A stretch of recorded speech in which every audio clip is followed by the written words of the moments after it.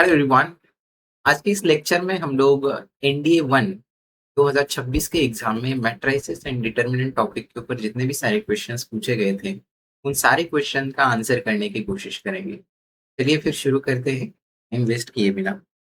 तो सबसे पहला सवाल जो अपने पास है वो जरा देखते हैं क्या है। क्वेश्चन ये है दोस्तों कि if determinant of a minus B P minus Q X minus Y B minus C Q minus R Y minus Z एक डिटरमिनेंट अपने पास दिया है एंड बोला गया है कि it is equal to k times some other determinant a b c p q r x y z, then what is the value of k। तो हमें k की वैल्यू बतानी है। बेसिकली ये दोस्तों ये जो क्वेश्चन है ये डिटरमिनेंट की जो प्रॉपर्टीज है उन प्रॉपर्टीज पे बेस्ड है। अगर आप पहले डिटरमिनेंट को हमें कुछ इस तरीके से अरेंज करना है ताकि ये के टाइम्स दिस डिटरमिनेंट बन जाए।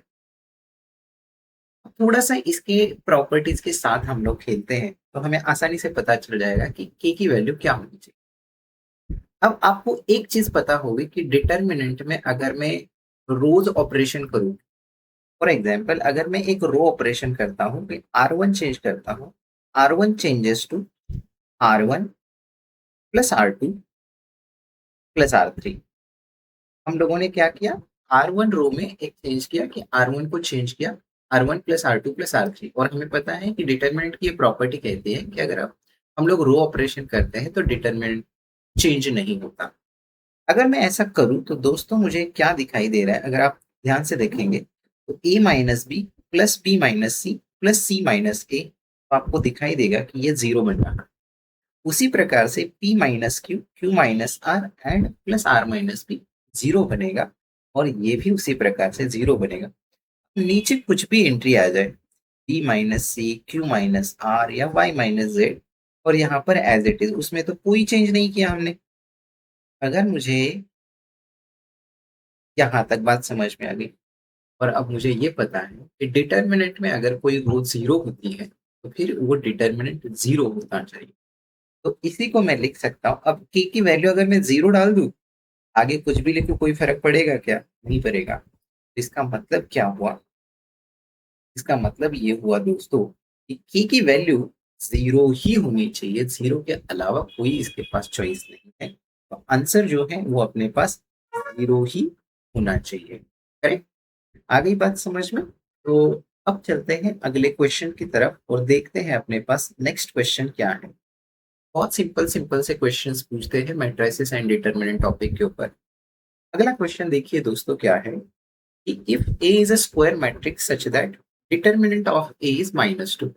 ए कोई स्क्वायर मैट्रिक्स है और उसका डिटरमिनेंट -2 दिया है, then determinant of A into A transpose where A transpose is A की power T is the transpose of A is equal to. अब इसके लिए आपको बस एक सिंपल सी प्रॉपर्टी पता होनी चाहिए कि अगर मेरे पास दो कोई स्क्वायर मैट्रिसेस है A into B, N cross N order के, तो determinant of A B is same as determinant of A into determinant of B. इतनी प्रॉपर्टी आपको पता होनी चाहिए। अगर ये प्रॉपर्टी पता है तो definitely you can easily answer this question. अब देखिए जरा, determinant of A into A transpose को मैं लिख सकता हूँ determinant of A into determinant of A का ट्रांसपोज। अब आपको ये भी पता होना चाहिए कि determinant of A transpose is same as determinant of A का डिटरमिनेंट और उसके ट्रांसपोज का डिटरमिनेंट सेम ही होता है। तो अब ये प्रॉपर्टी अगर मैं यहाँ पर यूज करूँ, मेरे पास ये बन जाएगा determinant of A into determinant of A, क्योंकि ए ट्रांसपोज का डिटरमिनेंट सेम एज ए होता है। तो ये बेसिकली बना डिटरमिनेंट ऑफ ए का स्क्वायर और यहाँ से डिटरमिनेंट ऑफ ए मेरे पास गिवन है तो ये बना -2 का स्क्वायर, जो कि हमें पता है 4 होता है। आंसर इसका क्या होना चाहिए? ऑप्शन डी, यानी कि 4 is the determinant of A into A transpose. इतना सिंपल है। आगे बढ़ते हैं अगले क्वेश्चन की तरफ। नेक्स्ट क्वेश्चन की अगर हम लोग बात करें दोस्तों, तो अगला क्वेश्चन अपने पास क्या है, let F of X is equal to determinant of 3x square cos x minus sin x 6 -1 0 Q Q square Q Q. एक डिटरमिनेंट दिया है मतलब एक फंक्शन डिफाइन किया है डिटर्मिनेंट के फॉर्म में, और हमसे क्या पूछ रहा है, where q is any constant then what is the value of d2 by dx square of f of x। Basically ये फंक्शन हमें निकालना है, उसका डबल डेरिवेटिव और फिर उसकी वैल्यू x इक्वल टू 0 पे। सबसे पहला काम क्या करते हैं, इस डिटर्मिनेंट को सॉल्व करते हैं। अब हम लोग इसके प्रॉपर्टीज के साथ नहीं खेलेंगे, 2 मिनट में डिटर्मिनेंट आ जाएगा तो फिर उसको डिफरेंशिएट हम लोग कर सकते हैं। देखते हैं, एफ ऑफ एक्स को पहले लिख लेते हैं डिटर्मिनेंट। अब पहले रो के अलोंग में डिटर्मिनेंट एक्सपेंड करता हूं, तो 3x² इंटू अपने पास क्या बनेगा, ये माइनस क्यू क्यूब और -0, then minus cos X times अपने पास क्या बनेगा, 6 into Q cube, 6 into Q cube and then -0, correct. और फिर माइनस साइन एक्स टाइम्स अपने पास क्या बनेगा, माइनस साइन एक्स टाइम्स बनेगा 6q² 6q² और माइनस माइनस प्लस क्यू बन जाएगा। अब मैं ये मान के चल रहा हूँ कि आपको डिटरमिनेंट निकालना आता है, ठीक है। तो ये बेसिकली अपना फंक्शन है। मैं इसको जरा ठीक तरीके से लिखता हूँ, -3q³ इंटू x², तो ये -6q³ इंटू कॉस एक्स और फिर -6q² into sine X and then, और सिंपली इसको मैं एज इट इज भी रखूं तो भी कोई प्रॉब्लम नहीं है, ठीक है। चलो इसको मैं -q sin x लिख लेता हूँ। अब देखिए, मुझे डबल डेरिवेटिव चाहिए तो मैं पहले एफ डैश ऑफ एक्स निकालू, तो एफ डैश ऑफ एक्स मेरे पास बन जाएगा 6 - 6 then Q X and then अपने पास यहाँ पर cos x का डेरिवेटिव माइनस साइन एक्स, तो ये +6 क्यू साइन एक्स बन जाएगा। फिर अपने पास -6q² derivative of sine X will be cos x and then -q times cos x होगा। उसी प्रकार से अगर मैं डबल डेरिवेटिव निकालू F double dash of X, तो अपने पास ये बन जाएगा -6q³ then +6q³ into cos x हो जाएगा and then minus minus +6q², क्योंकि cos x का डेरिवेटिव माइनस साइन एक्स होता है, तो यहाँ पर भी +q sin x हो जाएगा। तो ये एफ डबल डैश हमें मिल गया। तो बस अब इसमें हमें x की जगह 0 रखना है, तो 0 रखेंगे तो -6q³ +6q³ cos 0 की वैल्यू 1 होती है, हमें पता है। sin 0 की वैल्यू 0, ये भी 0 बन जाएगा, यानी कि एफ डबल डैश ऑफ 0 अपने पास क्या बना, 0 बना, यानी कि ऑप्शन सेकंड जो है वो अपना करेक्ट ऑप्शन आ जाएगा, है ना। चल आगे बढ़ते हैं दोस्तों अगले क्वेश्चन की तरफ। नेक्स्ट क्वेश्चन अपने पास क्या है देखिएगा। नेक्स्ट क्वेश्चन है, ध्यान से पढ़ते हैं इसे। Consider the following statement.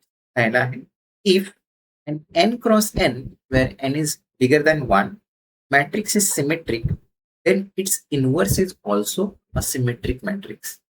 अगर कोई n क्रॉस n ऑर्डर का सिमेट्रिक मैट्रिक्स है तो उसका इनवर्स भी अपने पास सिमेट्रिक ही होगा, ठीक है। अब पूछा गया है कि दूसरा statement, if an n cross n matrix is singular then its adjoint is also singular matrix. ये हमसे पूछा गया है ना। तो चलिए अब इसका आंसर करने की हम लोग कोशिश करते हैं, आप भी एक बार ट्राई जरूर करें। तो चलिए इसे कैसे हम लोग आंसर कर सकते हैं जरा देखते हैं। अगर कोई n क्रॉस n ऑर्डर का सिमेट्रिक मैट्रिक्स है तो इसका इनवर्स भी सिमेट्रिक होगा क्या।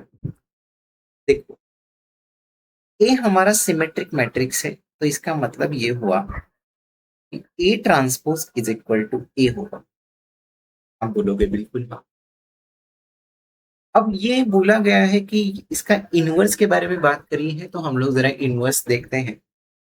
तो I can say that A inverse अगर मैं दोनों तरफ ले लूं, A inverse is equal to A transpose का इनवर्स होगा, क्योंकि A equal to A transpose है तो ए इनवर्स किसके बराबर होगा, ए ट्रांसपोज के इनवर्स के बराबर। लेकिन हमें ट्रांसपोज की प्रॉपर्टी पता है, I can take inverse and then its transpose, right. इसका मतलब ये हुआ कि A inverse is equal to A inverse का ट्रांसपोज। यानी कि ए इनवर्स भी हमारा कैसा होगा, सिमेट्रिक होगा, क्योंकि ए इनवर्स का ट्रांसपोज खुद ए इनवर्स आ रहा है। इसका मतलब पहला स्टेटमेंट जो है वो अपने पास ट्रू स्टेटमेंट है। दूसरा, if n cross n is a matrix singular matrix then its adjoint is also singular matrix. यहाँ पर भी आपको एक प्रॉपर्टी पता होनी चाहिए या एक रिजल्ट पता होना चाहिए कि determinant of the adjoint of matrix A it is equal to determinant of A की power n minus one, where n हमारा बिगर देन 1 दिया हुआ है। अब अगर मैं देखूं तो डिटर्मिनेंट ऑफ ए मैट्रिक्स 0 होगा, क्योंकि अपने पास बोला गया है कि वो मैट्रिक्स सिंगुलर है, और सिंगुलर मैट्रिक्स का मतलब ही होता है कि डिटर्मिनेंट 0। इसका मतलब डिटर्मिनेंट ऑफ ए 0, इसका मतलब determinant of adjoint of matrix ए वो भी अपने पास 0 होगा। इसका मतलब ये भी स्टेटमेंट हमारा सही स्टेटमेंट है। तो इसका आंसर जो है बोथ 1 एंड 2 यानी कि ऑप्शन सी हमारा क्या होगा, करेक्ट आंसर होगा। आगे बढ़ते हैं दोस्तों अगले क्वेश्चन की तरफ और नेक्स्ट क्वेश्चन सॉल्व करने की कोशिश करते हैं। पूछा गया है कि एम एक मैट्रिक्स है 3x3 ऑर्डर का और 2 0 0 0 2 0 0 0 2 है, यानी डायगोनल पे अपने पास 2 एंट्री लिखी हुई है। पूछा गया है कि determinant of M into determinant of adjoint of the matrix. अब आप देखिए कि हमें पता होना चाहिए कि m into adjoint of matrix m ये बेसिकली होता है, ये बेसिकली होता है determinant of matrix m into identity matrix. ये बहुत बेसिक सा रिजल्ट है ना मैट्रिक्स में। अगर मैं देखूं डिटर्मिनेंट दोनों तरफ ले लूं तो determinant of m into adjoint of matrix m and its का determinant it is equal to determinant of m into identity matrix. अब प्रॉपर्टी लगाते हैं कि determinant of a into B is equal to determinant of a into determinant of b। तो determinant of m into determinant of adjoint of हो जाएगा, this is equal to determinant of. Now this is just एक scalar matrix है, क्योंकि identity matrix को हम लोगों ने डिटर्मिनेंट ऑफ m से मल्टीप्लाई किया गया है। हमारे पास एक प्रॉपर्टी होती है, if a is equal to k into b then determinant of A is equal to k raised to n times determinant of B, correct. और n क्या होती है, n is the order of the matrix, n होती है order of the matrix. तो अब determinant of m into identity matrix, तो अब हमारे पास इसका पावर हो जाएगा, क्योंकि डिटर्मिनेंट ऑफ m क्या है, एक नंबर है, तो इसका पावर 3 हो जाएगा, क्योंकि डिटर्मिनेंट मैट्रिक्स हमारा 3x3 ऑर्डर का है, into determinant of identity matrix. तो अब आप देखिए determinant of m into determinant of adjoint of matrix m it is equal to determinant of m cube into identity matrix का डिटर्मिनेंट 1 होता है। m का डिटर्मिनेंट अपने पास कितना बनेगा, ये एक डायगोनल मैट्रिक्स है, और डायगोनल मैट्रिक्स में डिटर्मिनेंट क्या होता है, डायगोनल एंट्रीज का प्रोडक्ट। तो 2 इंटू टू इंटू टू यानी कि अपने पास 8, 8 का क्यूब हो जाएगा। तो आप जस्ट चेक कर लेना, 8 का क्यूब अपने पास 512 आना चाहिए, ठीक है। आई होप ये भी क्वेश्चन आपको क्लियर हुआ होगा।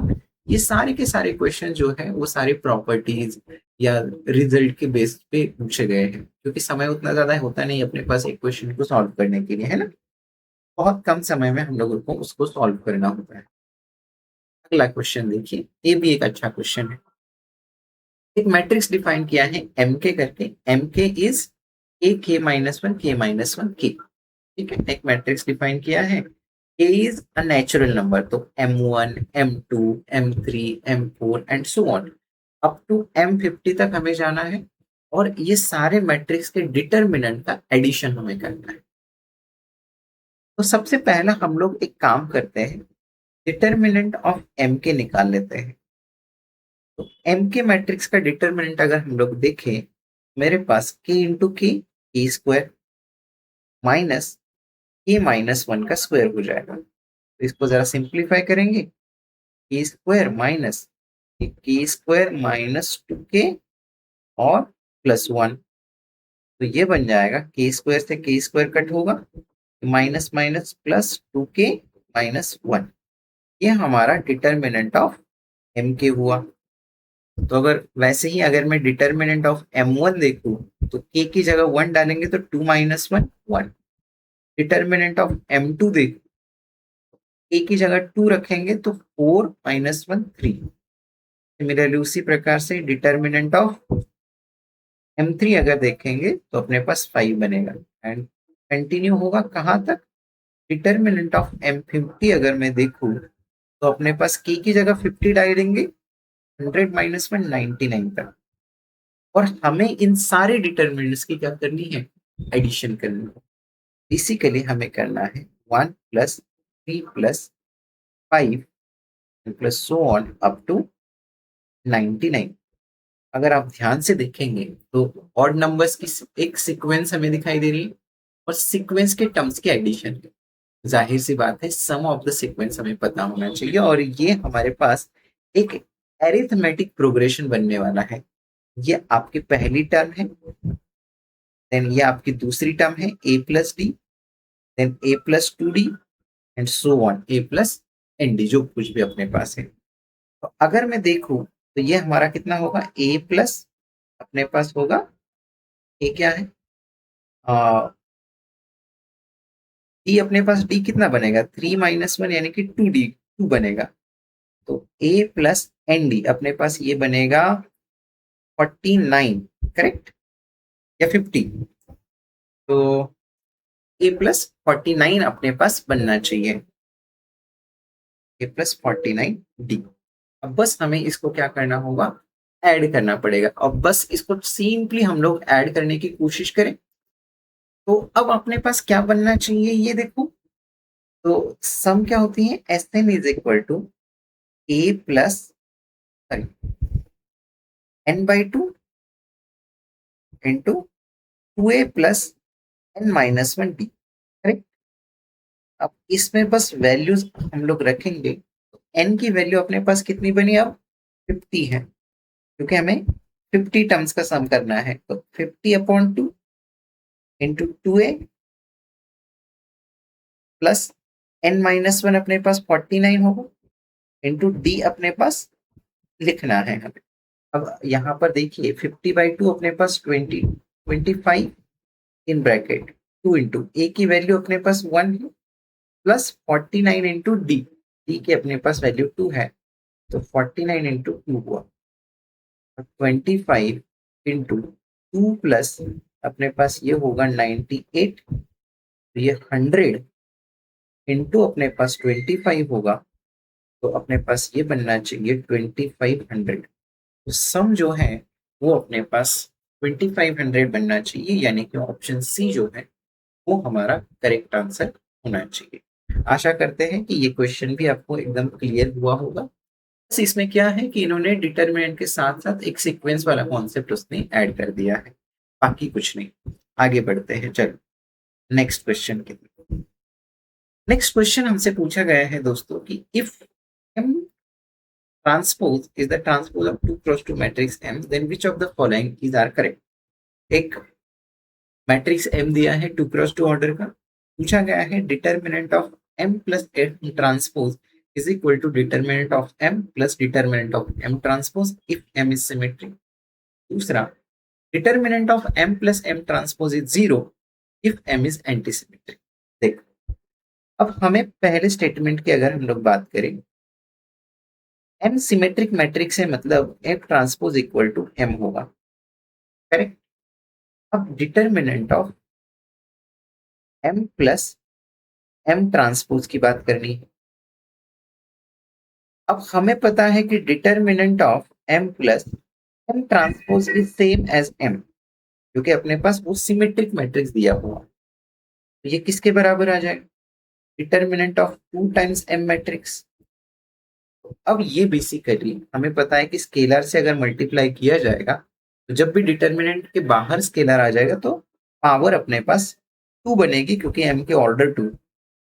तो अपने पास डिटर्मिनेंट ऑफ M यानी कि 4 टाइम्स डिटर्मिनेंट ऑफ M होगा। ये किसका डिटर्मिनेंट हुआ, determinant of M plus M transpose.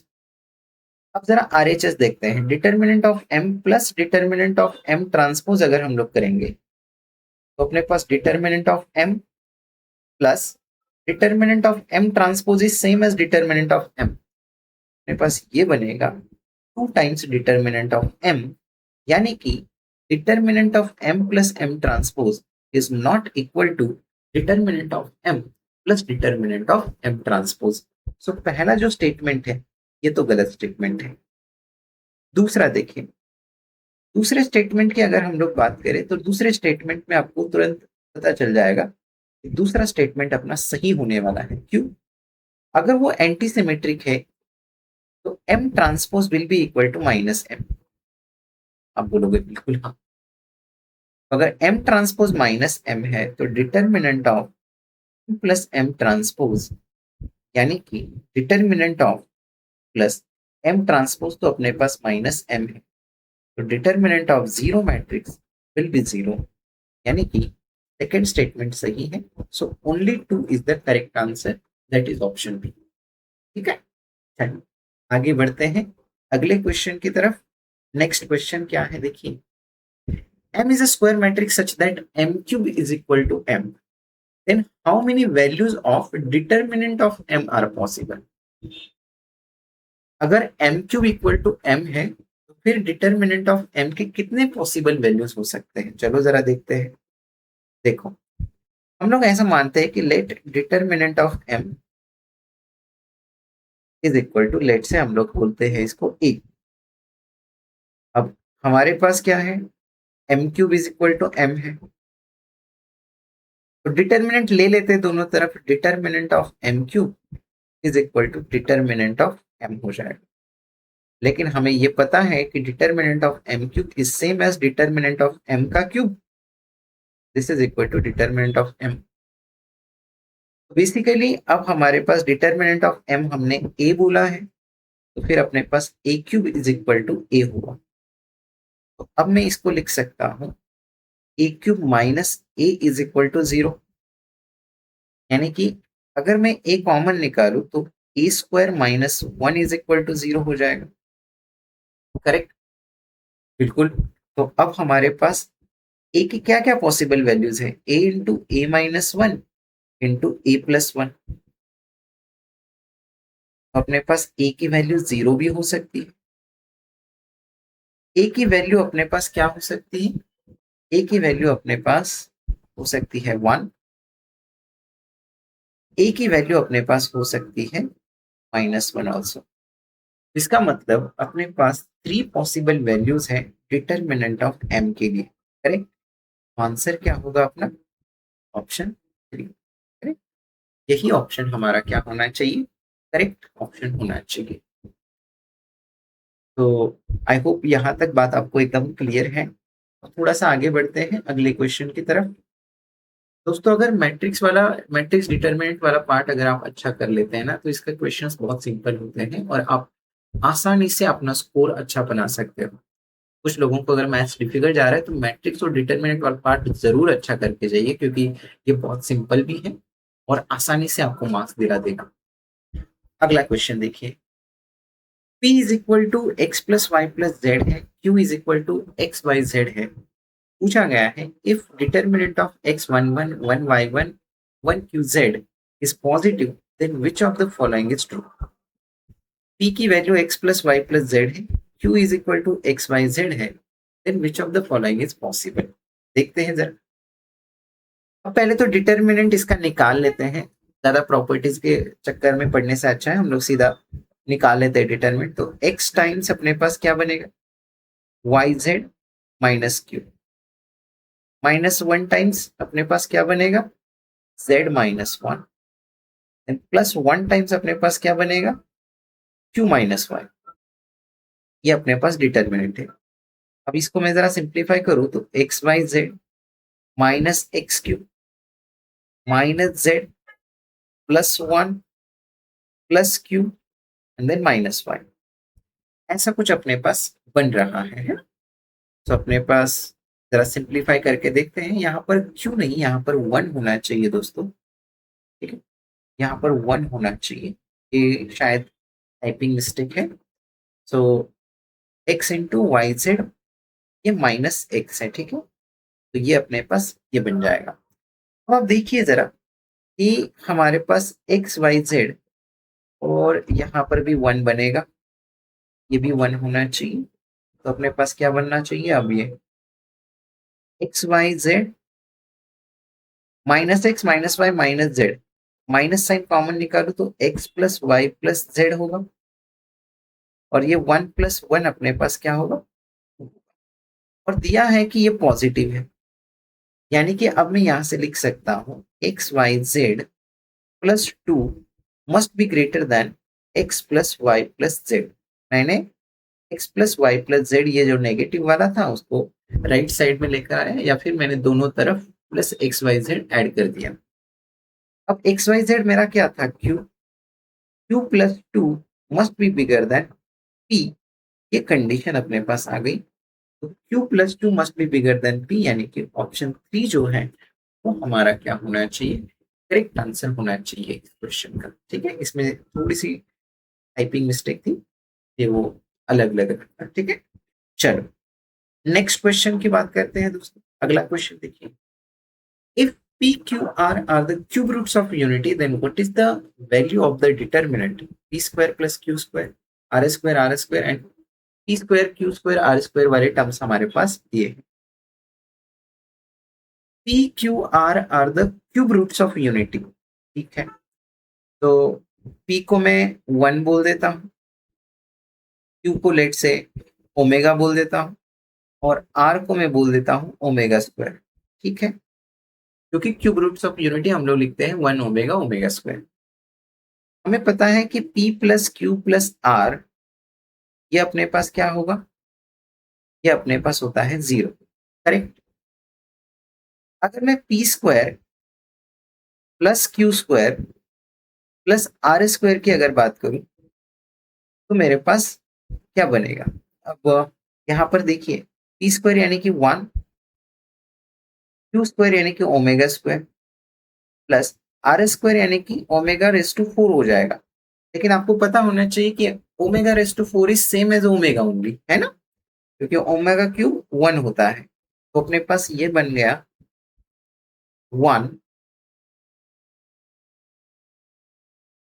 One plus omega raise to four is omega only plus omega square, one plus omega square it is also zero. तो P square plus Q square plus are square भी zero है, ठीक है। अब P square plus Q square, अगर इस determinant को अगर मैं देखूं तो P square plus Q square किसके बराबर होगा, P square plus Q square will be equal to minus are square, यानी कि माइनस आर स्क्वायर यानी कि ओमेगा रेस टू फोर, यानी कि ये माइनस ओमेगा होगा सिंपली, ये माइनस ओमेगा। देन अपने पास आर स्क्वायर है, आर स्क्वायर यानी कि omega raise to four again omega, r square omega, correct.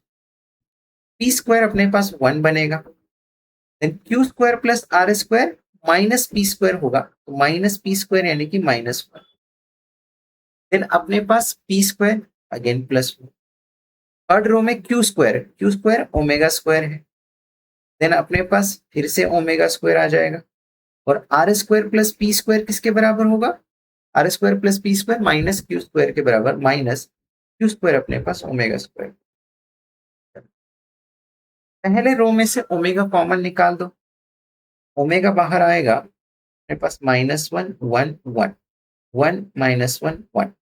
Then अपने पास क्या बनेगा, अगर मैं ओमेगा स्क्वायर थर्ड रो से बाहर निकालूं तो ये ओमेगा क्यूब बन जाएगा, और अपने पास वन वन माइनस वन बन जाएगा।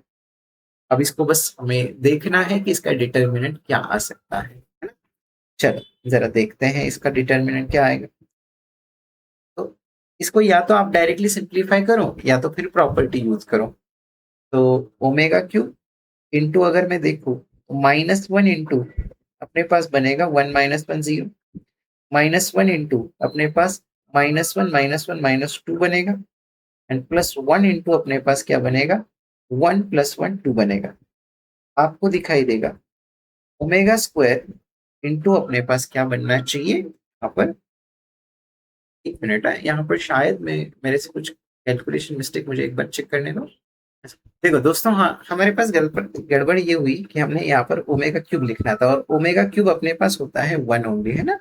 तो इसको लिखने की कोई ज़रूरत नहीं है। तो अपने पास ओमेगा क्यूब 1 बन जाएगा, तो ये 2 + 2 अपने पास आ जाएगा 4, यानी कि करेक्ट आंसर होगा option D. Option D has to be the correct answer, है ना? चलो, आगे बढ़ते हैं दोस्तों नेक्स्ट क्वेश्चन की तरफ। आई थिंक इतने ही सारे क्वेश्चंस थे। हमने सारे क्वेश्चंस डिस्कस कर लिए हैं। एनडीए 1 2026 के एग्जाम में मैट्रिसेस एंड डिटरमिनेंट टॉपिक के ऊपर जितने भी क्वेश्चंस आए थे, सारे डिस्कस कर लिए। अगर आपको लेक्चर अच्छा लगा है तो डेफिनेटली इसे लाइक करें, अपने दोस्तों के साथ शेयर करें और चैनल को सब्सक्राइब करें। Thank you so much and happy learning.